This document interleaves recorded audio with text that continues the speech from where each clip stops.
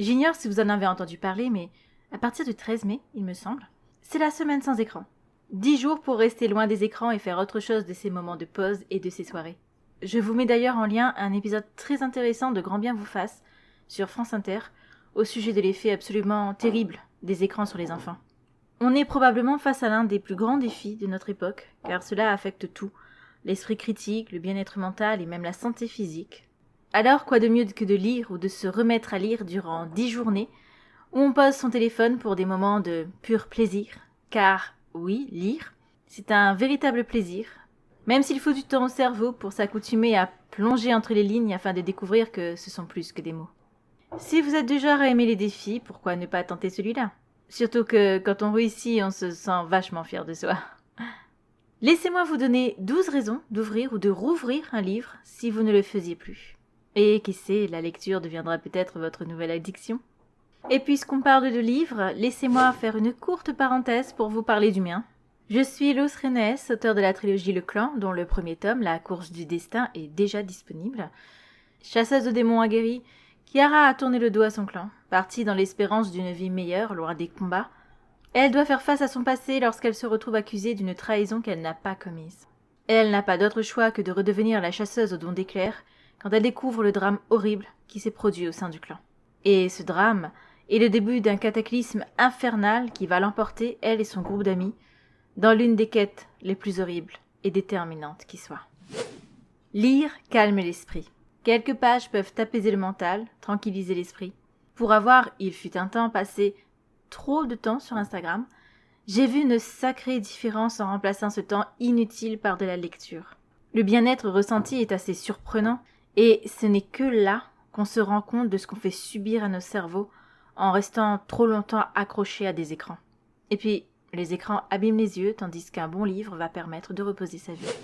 Lire, c'est s'évader sans quitter son canapé. Un roman ouvre une porte sur d'autres univers. Des univers sans contrainte de budget ou de limitations techniques. Le cerveau est une machine extraordinaire quand il s'agit d'imaginer. On est ailleurs sans même avoir à bouger. Et puis, ça entraîne aussi la mémoire. Vous avez déjà lu un roman de fantasy avec 30 prénoms différents, une carte immense et des dizaines de sous-intrigues ? Impossible que ça ne renforce pas votre capacité de mémorisation. C'est aussi une évasion à travers d'autres mondes, d'autres époques, d'autres cultures, d'autres possibles. Lire améliore le sommeil. Contrairement aux écrans, un livre prépare le cerveau à se reposer, ce qui est totalement vrai pour en avoir fait l'expérience moi-même. 30 minutes de lecture avant de dormir, ça n'a rien à voir avec 30 minutes de scroll. Les écrans agitent le cerveau et l'empêchent de trouver le calme nécessaire à l'endormissement. Lire répare l'attention. On ne le dira jamais assez, mais oui, les écrans ont un effet néfaste sur la concentration, ce qu'on parvient à retrouver en se remettant à lire. Quand on parle de concentration concernant la lecture, ça donne un côté très pénible à cette activité. S'il faut se concentrer, ce n'est pas amusant.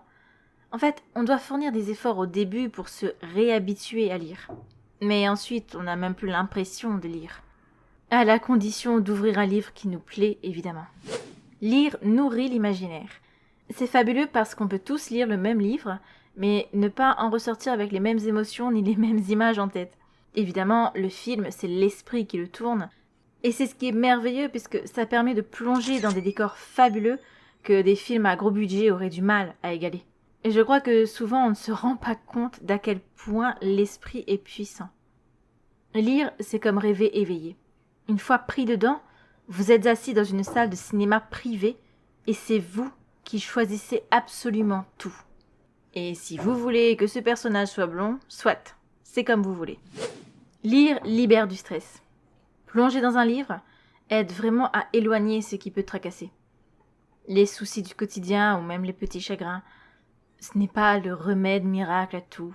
Mais quand votre esprit est concentré à savoir si cette héroïne va ressortir vivante de ce combat terrible, alors vous ne pensez plus du tout à vos problèmes. Ou grâce aux histoires des personnages, vous découvrez de nouvelles réflexions qui résonnent avec vos propres mots et qui permettent parfois de les apaiser un peu ou de les voir autrement. Lire nous reconnecte à nous-mêmes. Mieux encore, lire peut nous aider à mieux nous comprendre, voire à mieux comprendre ce qui nous entoure. Je crois que les moments que je préfère quand je lis, c'est lorsque je tombe sur une phrase qui résonne parfaitement bien avec quelque chose en moi. Une réflexion, une pensée. On a l'impression que l'auteur a tapé si juste. Dans un film, on vous montre les choses. Dans un livre, vous le vivez de l'intérieur, de façon moins passive. Et même les personnages sont mieux compris, car vous êtes au plus près de leurs pensées, de leurs doutes, de leurs questionnements, de leurs craintes. Lire donne du vocabulaire. À la condition de lire des livres plutôt bien écrits, on développe son vocabulaire, on enrichit ses connaissances. Si ce n'est pas le but premier d'un livre, selon moi, ce n'est pas anodin non plus. Connaître les bons mots, les bonnes tournures de phrases aide à bien exprimer ses pensées et ça, ce n'est vraiment pas rien. Lire permet de vivre 1000 vies. Tout ce que vous ressentez en regardant une série, toutes les émotions qui vous traversent, les peurs, les joies, les larmes, le fait d'avoir le ventre noué ou de ressentir une grande colère, tout ça, vous le ressentez aussi en lisant. Ce ne sont pas juste des mots. C'est sûr que quand on voit un roman de 800 pages, ça peut faire peur. Mais je crois qu'on ne se rend pas compte d'à quel point on vit ce que l'on lit, à 100%. Je vais prendre un exemple simple. Lire une romance qui nous touche nous ramène à ces moments où, au début d'une relation, on se retrouvait avec des papillons dans le ventre. On le ressent vraiment, on a vraiment le cœur qui bat comme si c'était nous. Et c'est le cas pour n'importe quel genre de livre. C'est agréable de pouvoir se dire qu'on peut vivre ce genre d'émotion à l'infini rien qu'en ouvrant un livre. Et dites-vous que les protagonistes ressembleront toujours à vos fantasmes les plus secrets. Lire, c'est résister. Oui, résister à la sursollicitation, à la vitesse, au zapping. Au fait que nos vies sont tellement rapides aujourd'hui que ralentir nous demande des efforts incroyables. On ne profite plus, on consomme. On ne prend plus son temps, on court. Lire, c'est prendre le temps, justement. Mais surtout, c'est donner du bien-être à son esprit, à son cerveau en lui disant « Allez, on met notre vie à 1000 à l'heure sur pause, pendant 1 heure ou 2. On se donne ce calme, cette tranquillité et on le savoure. » Lire renforce l'empathie. Plonger dans la tête d'un personnage, c'est comprendre d'autres façons de penser, d'aimer, de survivre, surtout lorsque les personnages n'ont absolument rien à voir avec nous. Non, vous ne retrouverez pas cette même proximité dans un film, car là, vous êtes le personnage. Vous vivez tout avec lui. Il est en vous ou vous êtes en lui. J'ai découvert cet aspect de la lecture en lisant Mon bel Oranger, à 9 ans. Je me souviens avoir fermé le livre et n'avoir pas pu bouger ou faire quoi que ce soit pendant de longues minutes. J'étais ébranlée émotionnellement comme jamais je ne l'avais été. Je ne connaissais pas Zézé, mais sa vie était devenue la mienne. Et j'ai découvert la misère à l'autre bout du monde en souffrant à ses côtés.